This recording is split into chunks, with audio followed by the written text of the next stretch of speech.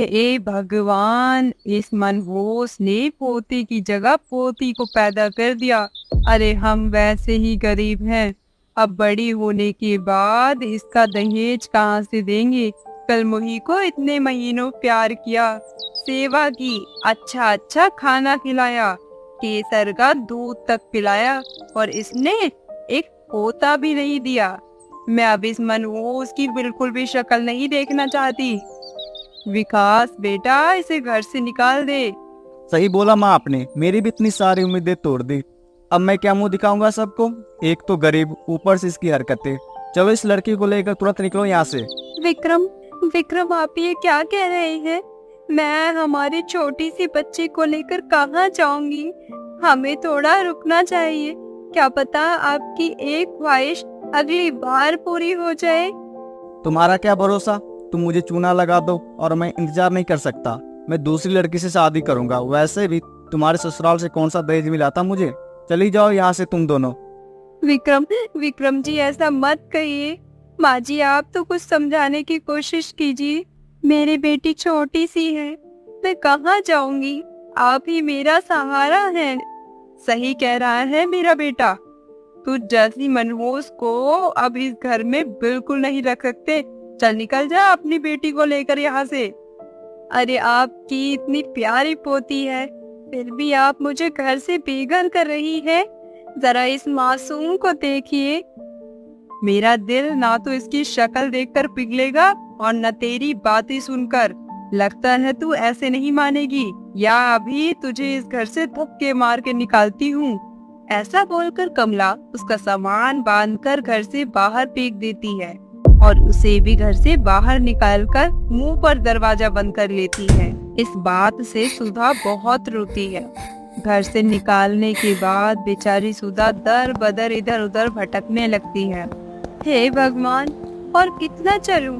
थक चुकी हूँ। मुन्नी को भी भूख लग रही होगी। बस बेटा चुप हो जा, ये ले दूध पी ले। मैं कहाँ जाऊंगी अपनी बच्ची को लेकर, कैसे पालूंगी उसे? कुछ महीनों बाद वह भी खाना खाने लगेगी। ऐसा कहकर सुधा एक छांव के नीचे बैठ जाती है। बहुत देर बाद उसे भूख लगती है। मुन्नी तो सो गई है, लेकिन मुझे भी भूख लग रही है। मैंने कुछ नहीं खाया है, तो वह दूध कैसे पिएगी? आखिर मैं मुन्नी को लेकर कब तक ऐसे भटकती रहूंगी? इतना कहने के बाद सुधा बहुत चलती है और एक मंदिर के बाहर भंडारा बांटते हुए देखती है, तो उसी से ही पेट भर लेती है। लेकिन 4 दिन तक वह फिर से ही ऐसी भूखी प्यासी भटकती है। तभी वह कुछ लोगों से भीख मांगने के लिए सिग्नल पर मजबूर हो जाती है। अरे भाई साहब, कुछ तो पैसे दे दीजिए। मेरी बच्ची ने और मैंने 2 दिन से कुछ नहीं खाया है। थोड़ा रहम कर दीजिए हम पर। अरे हटो, भीख मांगनी है तो कहीं और जाकर भीख मांगो। ऐसे क्यों कर रही हो। अरे तुमसे अच्छा तो वह लोग हैं जो सिग्नल पे छोटा मोटा काम करके अपना गुजारा करते हैं। देखिए मेरी मजबूरी है, आप मुझे थोड़े से पैसे दे दीजिए। ये भिखारन, हट यहाँ से।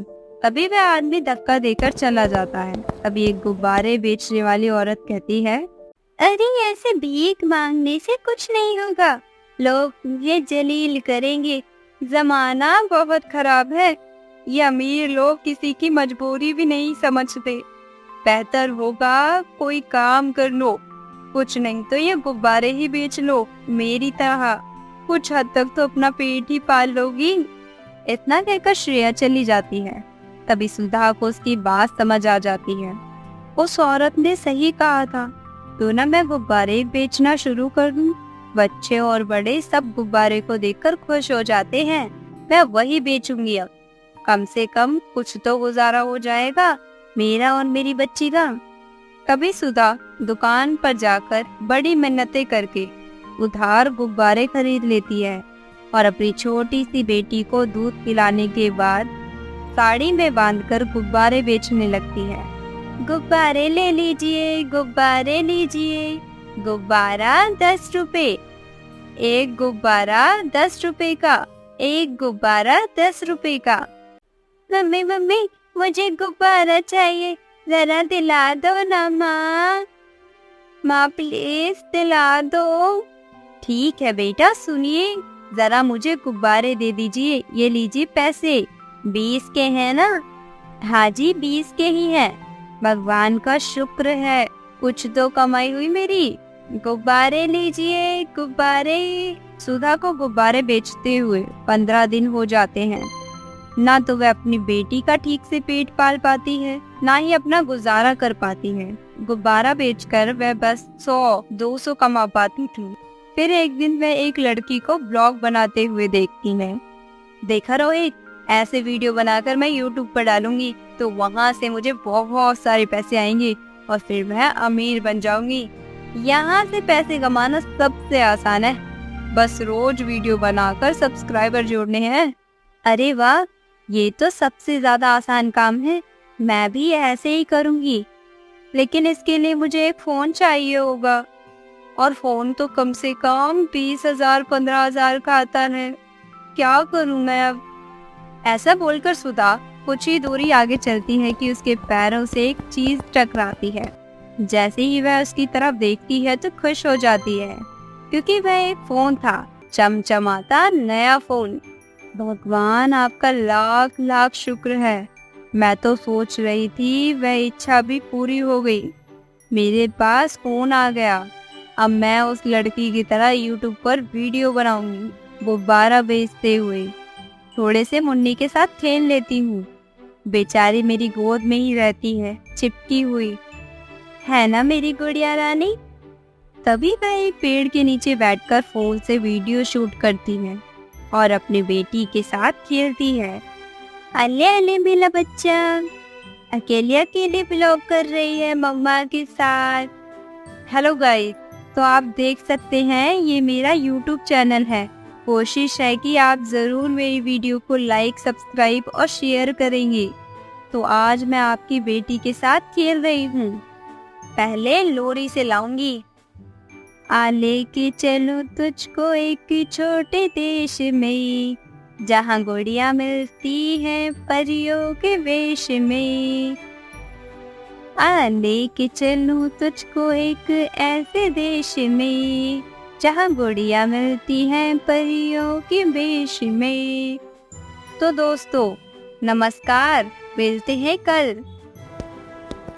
तभी वह एक पाइप के नीचे ठहर जाती है, जहाँ कुछ दिनों से वह रहती है, खाना बनाकर खाती है और वीडियो शूट करके अपनी जिंदगी के बारे में बताती है। और अगले दिन गुब्बारा बेचते हुए सेल्फी लेकर शूट करती है। हेलो गाइस, जैसा कि आप देख सकते हैं मैं आज गुब्बारे बेच रही हूँ। देखते हैं आज मेरी कितनी बोनी होगी। आइए आइए दोस्तों, मेहरबान कदरदान, मुझसे गुब्बारे ले लीजिए। गुब्बारों के रंग बिरंगे गुब्बारे ले लीजिए, सिर्फ 10 रुपए का एक गुब्बारा। जैसा कि दोस्तों आप देख सकते हैं मैं यहाँ गुब्बारे बेच रही हूँ। जब तक के लिए शेयर और सब्सक्राइब कर दीजिए। बस मुझे आपका थोड़ा सा प्यार और सहारा बने रहिए। मेरे YouTube चैनल गुब्बारे वाली तो इस तरह धीरे धीरे वह गुब्बारे बेचकर बहुत पैसे इकट्ठे कर लेती है और अपने लिए किराए का एक घर ले लेती है।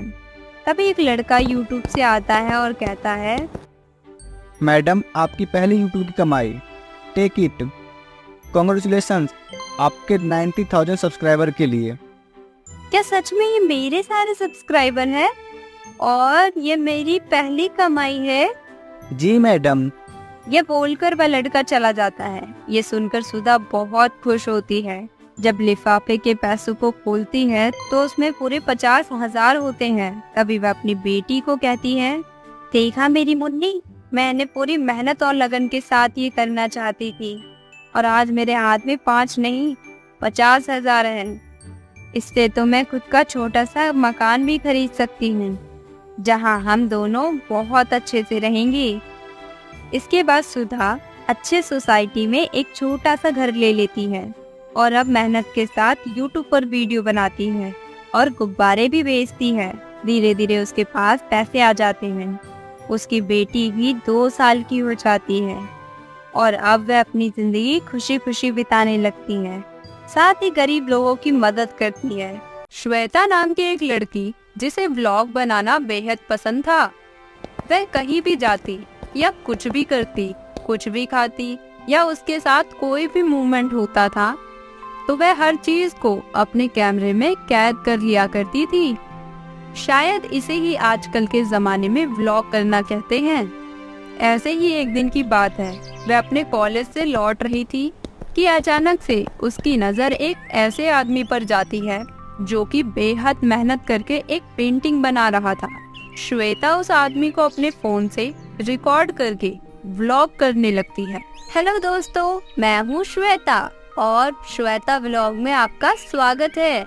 जैसा कि आप देख सकते हैं, एक बूढ़े बाबा अपने हाथ से एक ऐसी पेंटिंग बना रहे हैं जो कि देखने में बहुत खूबसूरत है और इसमें ये मैसेज है कि हर व्यक्ति को हमेशा हर सिचुएशन में मदद करनी चाहिए और कभी हार नहीं मानना चाहिए। हेलो बाबा, क्या मैं आपसे पूछ सकती हूँ कि आप इस उम्र में पेंटिंग क्यों बना रहे हैं? क्योंकि मेरे बेटे ने मेरे पत्नी के साथ मुझे इस उम्र में घर से बेदखल कर दिया।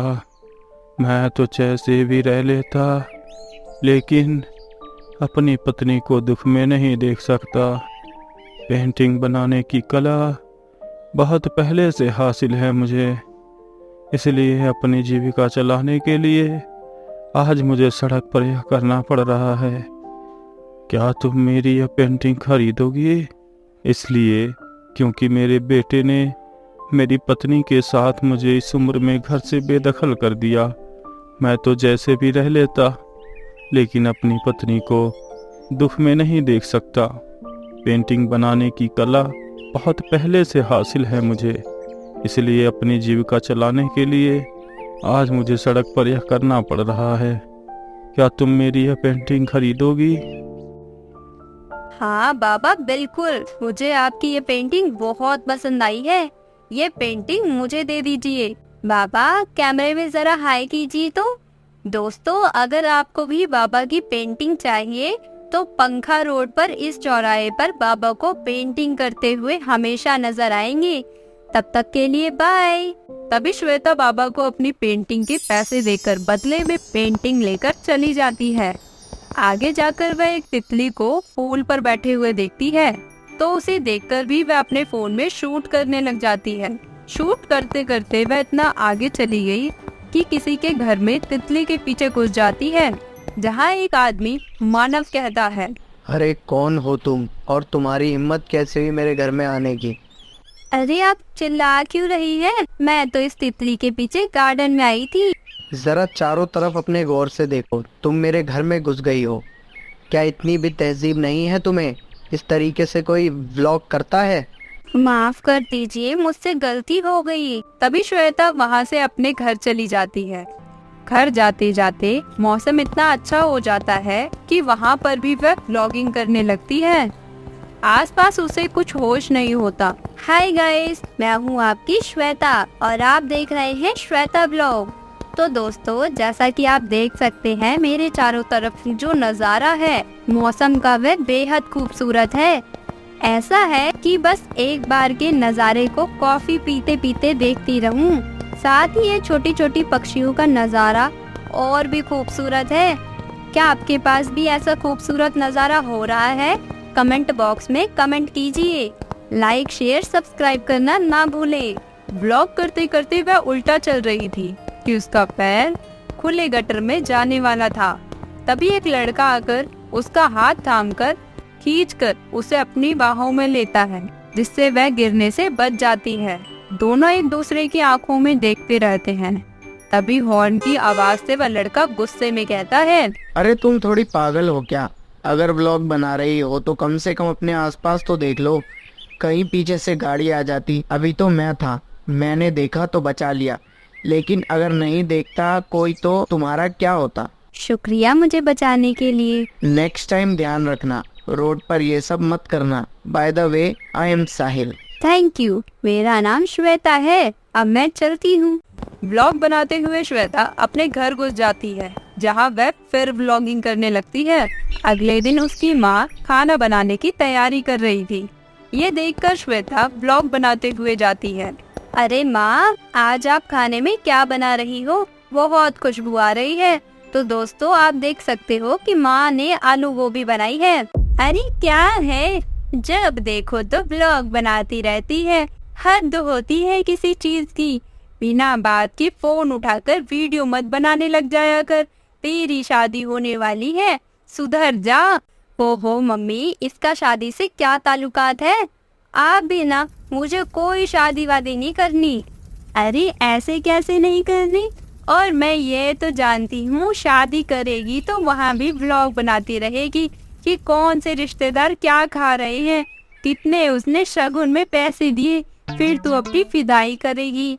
अरे वाह मम्मी, आप तो मुझे बहुत अच्छे से जानते हैं। तो गाइस आप देख सकते हैं आज मेरी मम्मी बहुत भड़की हुई हैं। लगता है तू ऐसे नहीं मानेगी। श्वेता तुझे अभी बताती हूँ मैं।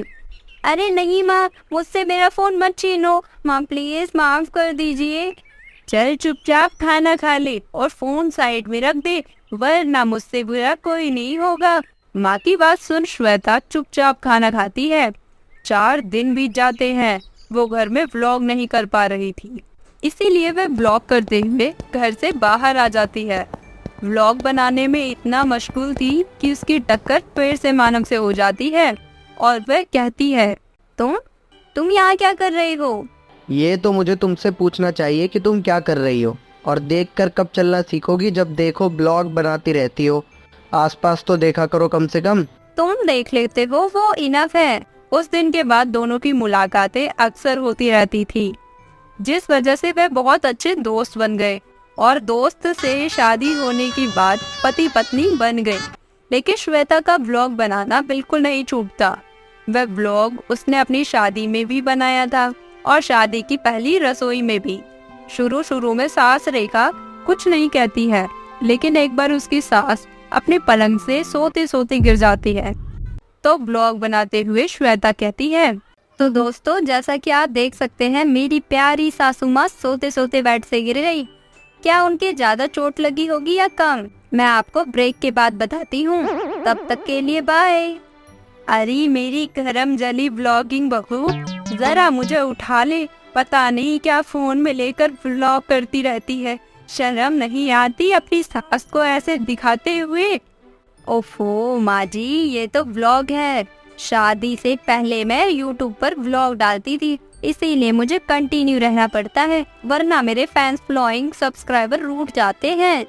अगर बहू तू नहीं सुधरी और तूने व्लॉग बनाना नहीं बंद किया तो मैं रूठ जाऊंगी। तेरे सब्सक्राइबर से तुझे फर्क नहीं पड़ेगा, लेकिन मैं तुझे घर से जरूर निकाल दूंगी। नहीं माँ जी, आप ऐसा मत करिएगा। तो गाइस आप देख रही हैं ना, मेरी माँ जी बेड से गिर गई और उन्हें मेरा व्लॉग बनाना पसंद नहीं है और मुझे वह घर से बाहर निकालने के लिए कह रही है। आपकी क्या राय है? कमेंट कीजिए और मुझे यूट्यूब से कोई प्राइज दिलवाइए। तब तक के लिए बाय। बहू तेरा कुछ नहीं हो सकता। यह सुनकर रेखा बेहोश हो जाती है। अरे माँ जी, क्या हुआ आपको? ओहो।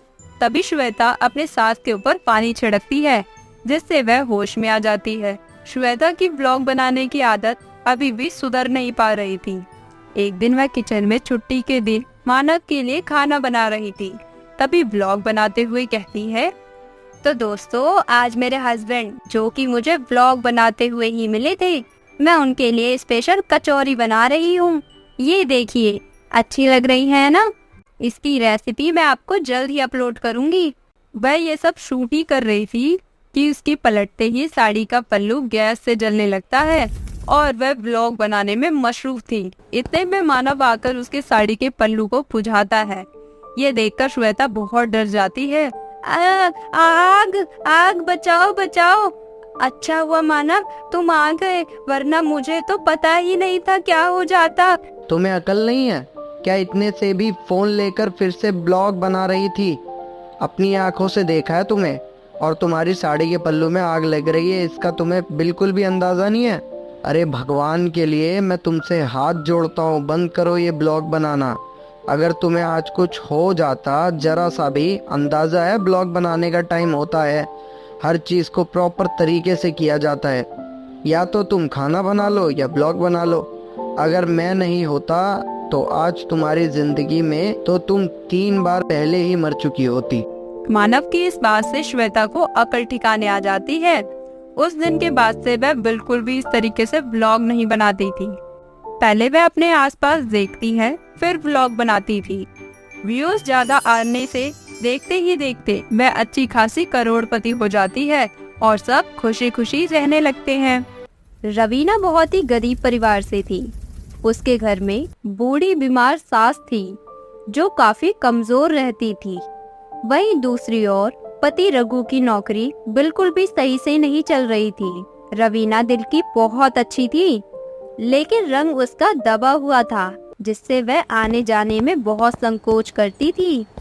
दरअसल बाहर निकलते ही लोग उसे काली कलूटी के नाम से संबोधित किया करते थे। ऐसे में आखिर घर का खर्चा कैसे उठाती? बाहर काम की तलाश में जाती तो लोग कहते अरे देखो देखो, काली कलूटी कहाँ जा रही है, जैसे ही ये खुद है वैसा ही इसका पति है। और अब तो मैं देख रही हूँ इसका पति घर से बाहर भी नहीं निकलता। हाँ बहन, लगता है उसके पति का काम छूटा है, इसीलिए वह बाहर मुंह ढककर काम की तलाश में जा रही है। अरे वाह, आप तो बहुत इंटेलिजेंट औरतें हो, है ना? बिल्कुल सही समझा तुमने कलूटी रवीना। मुझे पता है आपको इतनी खबर कैसे है, क्योंकि आप दोनों की नजर मेरे दरवाजे पर हमेशा रहती है और आपके कान मेरी दीवारों पर चिपके रहते हैं, जिससे आप निगरानी करती हैं। शर्म कीजिए कि आप ऐसे दूसरों के घर में झांकती हैं। अगर मैंने आपके घर में झांकना शुरू कर दिया तो बहुत सारी बातें कुरेद सकती हूँ। अरे देखो देखो कैसे कलमुही के जुबान चल रही है। अगर तुम जैसे लोगों के सामने अपना मुंह नहीं खोला तो तुम लोग तो हमें जीने ही नहीं दोगे चैन से। अब सामने से हटो, वरना धक्का देकर जाऊंगी। अरे अरे हटो।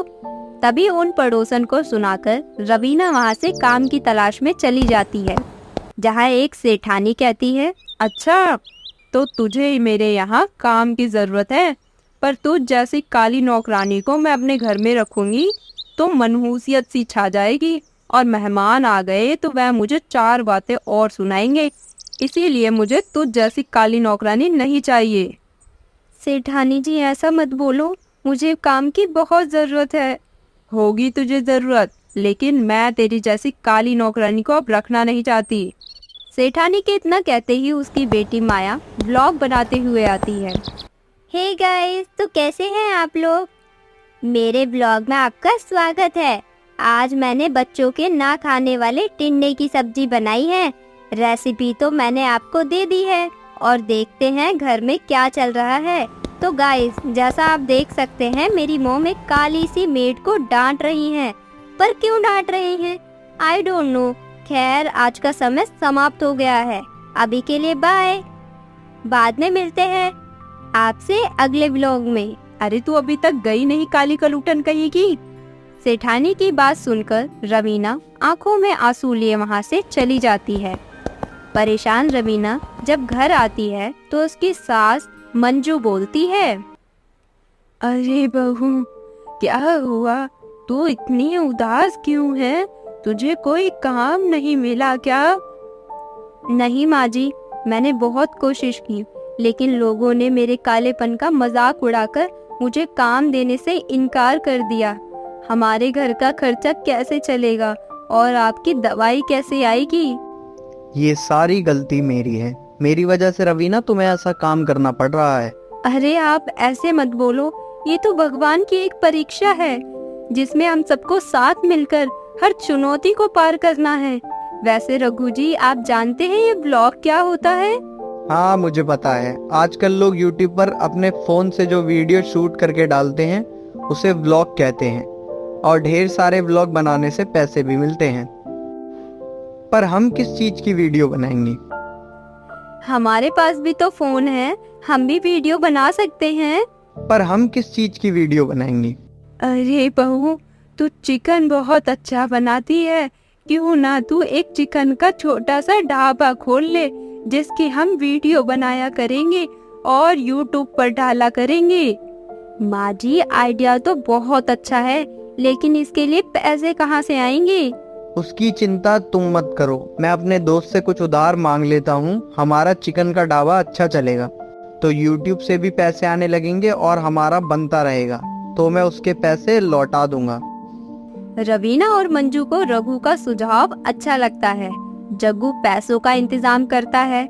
फिर अगले दिन से रवीना और मंजू छोटे से ढाबे को खोल लेते हैं, जहां अलग अलग तरह के रवीना चिकन बनाती है और लोगों को बुलाती है।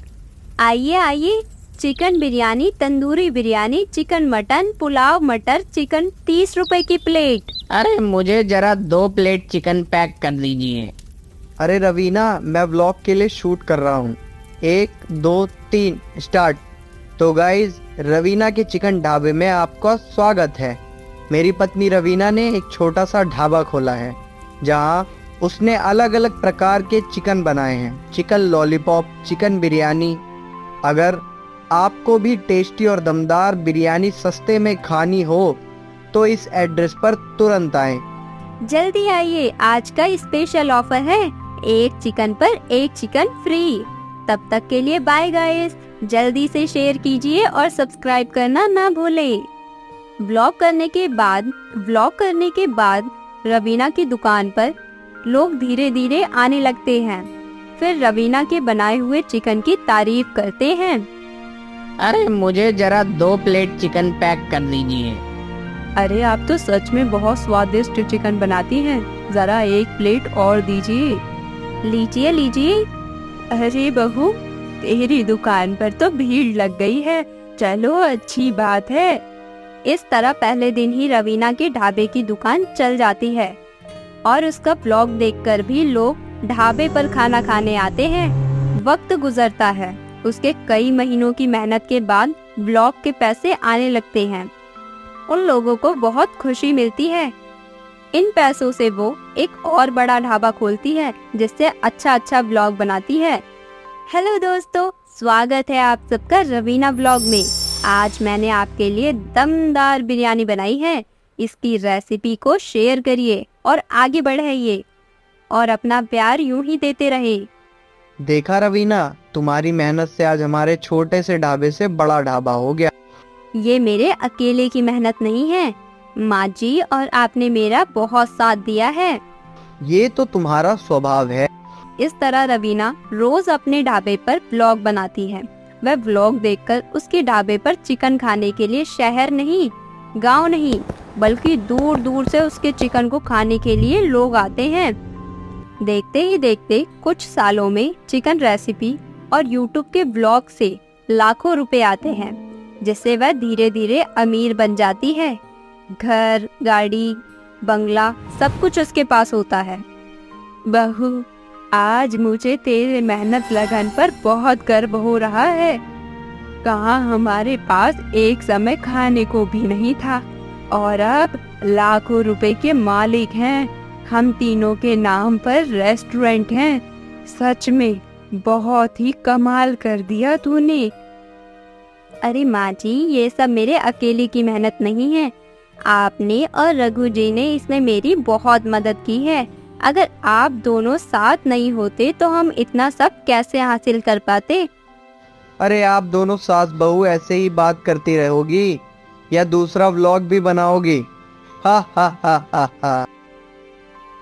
इस तरह अब उनके 2 यूट्यूब व्लॉग चैनल थे, साथ ही 2 बड़े चिकन रेस्टोरेंट थे जहां से उनकी बहुत कमाई हो रही थी और वो इन पैसों से गरीब लोगों की मदद किया करते थे।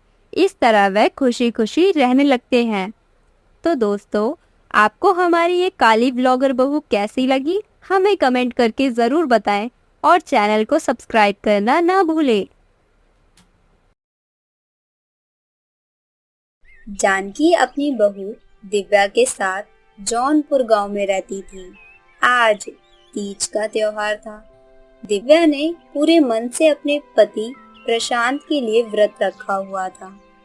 तभी वो अपनी सास से कहती है, माँ जी आज तो तीज का त्योहार है, वो घर कब तक आएंगे? आपने उन्हें कहा तो था ना चिट्ठी भेजकर कि वो इस त्योहार पर घर आ जाएं। भला ऐसा भी शहर जाकर क्या नौकरी करना कि घर वालों को ही भूल जाए। तू चिंता मत कर बहू, मैंने उसे चिट्ठी भेजी थी, वो जरूर आएगा। इस बार 10 महीने से मैंने भी उसे नहीं देखा, पर मेरा बेटा काम करके पैसे टाइम से तो भिजवा देता है। वह अपनी जिम्मेदारी कभी नहीं भूलता, ये तो पता है ना तुझे? जी माँ जी, पता है मुझे। दोनों सास बहू बैठी बातें कर रही थी कि एक डाकिया आता है। अम्मा जी, अम्मा जी, अरे अम्मा जी, आपके लिए शहर से चिट्ठी आई है, प्रशांत बाबू की है, लीजिए। क्या? प्रशांत? उसकी चिट्ठी क्यों है? वह खुद क्यों नहीं आया? इसने तो वादा किया था ना। माँ जी, वो तो इस बार भी नहीं आए। मुझे कब से उनका इंतजार था। देखिए तो जरा चिट्ठी में क्या लिखा है। तू ही पढ़कर बता दे बहू। जी माँ जी। माँ मुझे माफ करना, इस बार भी मैं नहीं आ पाया और अब शायद कभी भी नहीं आऊंगा। मेरी नौकरी शहर में बहुत अच्छे से चल रही है और पाकी से मैंने शादी कर ली है। पाकी बहुत अच्छी लड़की है। माफ करना माँ, आपने मेरी शादी दिव्या से जबरदस्ती कराई थी। वह मुझे पसंद भी नहीं थी, इसीलिए मैं उसके साथ नहीं रह सकता था और पैसे मैं आपको भिजवाता रहूंगा। लेकिन आज के बाद दिव्या से मेरा कोई संबंध नहीं है। वह चाहे तो दूसरी शादी भी कर सकती है। आपका बेटा प्रशांत। ये चिट्ठी सुनकर दोनों के पैरों तले जमीन खिसक जाती है और दिव्या गुमसुम होकर बैठ जाती है। तभी जानकी रोते हुए कहती है, बहू, बहू संभाल अपने आप को, जरूर वो कोई मजाक कर रहा होगा। मैं उसे समझा दूंगी। ऐसे कैसे तुझे छोड़ सकता है वो? बहू, बहू कुछ बोल बहू। बहुत देर हो जाती है। चिट्ठी पढ़कर दिव्या का शरीर ठंडा पड़ जाता है। वह बिल्कुल गुमसुम हो जाती है। सास के लाख पूछने पर भी कुछ नहीं कहती, ना रोती ना हंसती। तभी गुस्से में जानकी उसे एक चांटा मार देती है, जिसके बाद रोते हुए अपनी सास के गले लग जाती है। सब खत्म हो गया माँ जी, सब खत्म हो गया। ये मिला आज। तीज के दिन सुहागन अपने पति के लिए 16 श्रृंगार करती है। उन्होंने तो मुझसे मेरा अधिकार ही छीन लिया। माँ जी, वो छोड़कर चले गए। अब मेरा जीने का क्या फायदा? मर जाऊंगी मैं माँ जी, मर जाऊंगी मैं। ये बोलकर दिव्या कुएं में कूदने जाती है कि उसकी सास उसका हाथ पकड़कर खींचकर बोलती है, बहू तू पागल हो गई है? ये क्या करने जा रही है तू? अरे मेरे बेटे ने तेरे बारे में बिल्कुल नहीं सोचा और तू उसकी वजह से अपनी जान देने चली है। अपनी माँ जी को तू यूं ही छोड़कर चली जाएगी? बोल बोल, मेरा क्या होगा? मेरा कौन ख्याल रखेगा? टाइम पर दवाई कौन देगा?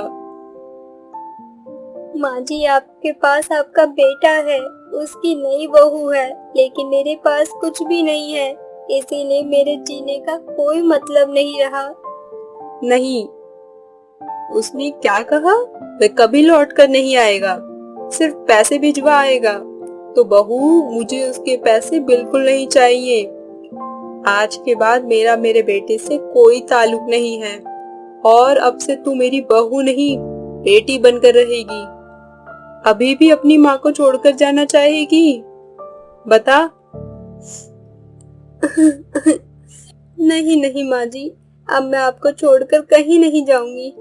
पर माँ जी, हमारे घर का खर्चा कैसे चलेगा?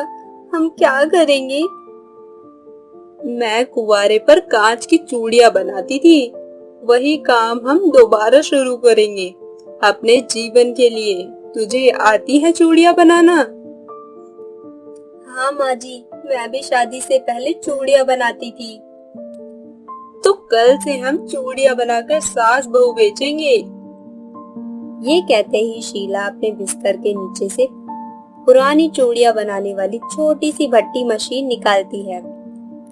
जरूरत के सामान से दोनों सुंदर सुंदर कांच की लाख की चूड़ियां बनाने लगती हैं और जब वह बन जाती हैं तो उन्हें बेचने के लिए अच्छे बनाकर तैयार कर देती है।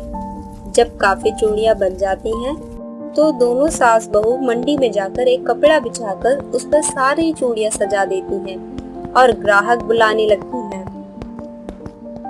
चूड़ियां ले लो चूड़ियां, हाथ से बनाई रंग बिरंगी तैयार की गई कांच की और लाख की चूड़ियां, चूड़ियां ले लो चूड़ियां। दोनों सास बहू के आवाज लगाने से ग्राहक उनकी दुकान पर आते हैं और कहते हैं, अरे चूड़ियां देना जरा, अच्छी लग रही हैं।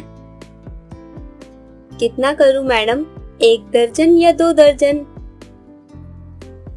मेरी साड़ी तो गुलाबी और पीली रंग की है, चूड़ी पैक कर दीजिए। लो बेटा, ये दोनों रंग की पैक कर दिया, संभाल के ले जाना। जी आंटी शुक्रिया, ये लीजिए आपके पैसे। बहन जी, मुझे अपनी पत्नी के लिए कट वाली चूड़ी चाहिए। ये लीजिए, ये देखिए, ये आएगी। जी मैं उसे सरप्राइज देना चाहता हूँ। तो आप ये साइज बता दीजिए, क्योंकि मुझे तो उनके हाथ का पता नहीं। पर शायद आपकी कलाई जितना ही उनका हाथ है, आप अपने हिसाब से दे दीजिए। ये 2.25, ये 2.5, 2 आने दो। ये लीजिए भाई साहब, आपने जैसा कहा मैंने अपने साइज का ही दे दिया। अगर बहन जी को नहीं आए तो आप बदल कर दूसरी ले जाइएगा। जी आपका बहुत बहुत शुक्रिया, ये लीजिए आपके पैसे। इस तरह मोहन चूड़ियां लेकर चला जाता है। तभी 2 फिरंगी औरतें उसकी चूड़ियों को देखकर कहती है, oh wow, it's so beautiful. Yeah Ellie, it's so nice. I want this. Excuse me, what is this? अरे बहू, ये अंग्रेजी में काक पिटर पिटर कर रही हैं। मैं देखती हूँ माँ जी। सुनिए, क्या आपको कुछ चाहिए? या ये round white what's use of this? माफ कीजिएगा, मुझे आपकी भाषा समझ नहीं आ रही। ये देखकर कह सकती हूँ कि आपको ये चूड़ियाँ बहुत पसंद आ रही हैं। आप इसे ट्राई करेंगी? ये लीजिए। क्या बोलते हैं इसे? जी इसे चूड़ियाँ बोलते हैं, रंग बिरंगी चूड़ियाँ। ओह, ये बहुत अच्छी हैं। इसे कैसे पहनते हैं? शुक्रिया, ले लीजिए मैडम, आप भी पहनिए, बहुत अच्छी लगेगी आप पर। सुनिए, मैं आपसे एक बात पूछना चाहती हूँ। ये चूड़ी पहन के क्या मतलब होता है? बेटा, हमारे हिंदू धर्म में शादीशुदा औरतें पहनती हैं। इन चूड़ियों को पहनने से एक सकारात्मक ऊर्जा भी निकलती है और इस चूड़ियों की खन खन से हमारा रक्त संचार भी अच्छा रहता है। साथ ही हर त्योहार में हर व्रत 16 श्रृंगार के रूप में काम आती हैं। Oh my God, this lady क्या बोली? हमें कुछ समझ नहीं आया। मुझे ही कोशिश करनी पड़ेगी, थोड़ा थोड़ा इंग्लिश कहकर समझा दूंगी। आखिर इन्हें भी तो हमारी संस्कृति के बारे में पता चले। लिसन यू दोनों, अब हाँ, in our Indian culture चूड़ियाँ this is very जरूर for festival, होली, दिवाली, करवा चौथ, you know। और अब हाँ for शादी, मैरिज, सुहागन के लिए इस जरूरी बैंगल्स, पति 16 एब्लेशमेंट, बिंदी, बिछिया, अंगीठी, काजल, चूड़ियाँ। ओह, समझ गई। This is very important for you and festival. I got it. You know Ali? Yeah, मुझे समझ आ गया। अब ये चूड़ियाँ बहुत जरूरी है।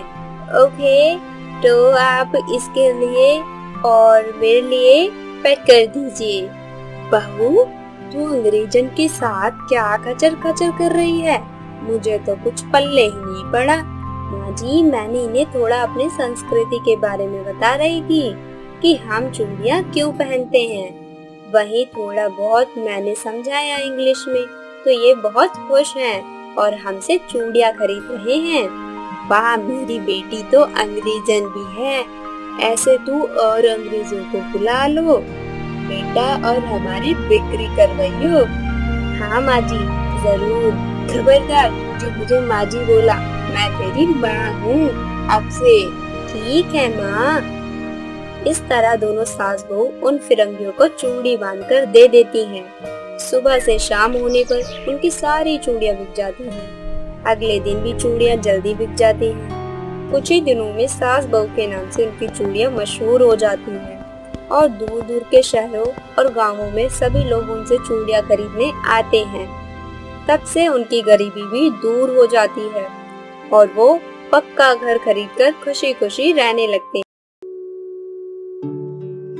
मंडा गांव में रश्मि नाम की एक लड़की थी जो कि गरीब परिवार में रहते रहते माता पिता द्वारा आसपास के माहौल को देखकर जुगाड़ करना सीख गई थी।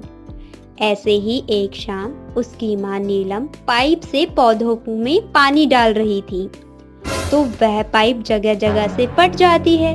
ये देखकर नीलम कहती है, हे भगवान, अब क्या करूं? ये पाइप तो फट चुका है पूरी तरीके से। अब नया लाने के लिए पैसे कहाँ से लाऊं? अरे माँ, आप परेशान क्यों होती हो?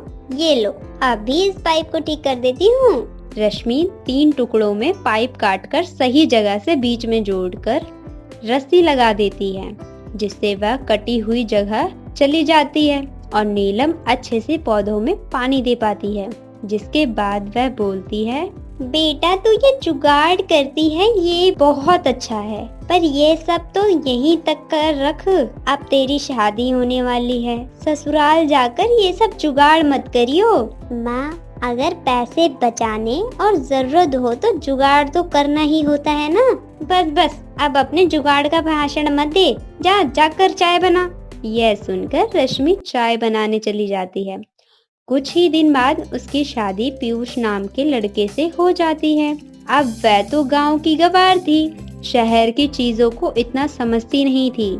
कुछ ही दिनों में पीयूष को भी उससे प्यार होने लगता है। सुबह के समय सास अंजना अपनी बहू को आवाज देकर बुलाती हैं, रश्मि बहू, जरा इधर आ, देख तो मेरी चप्पल टूट गई है। क्या करूं, मुझे बाहर भी जाना था।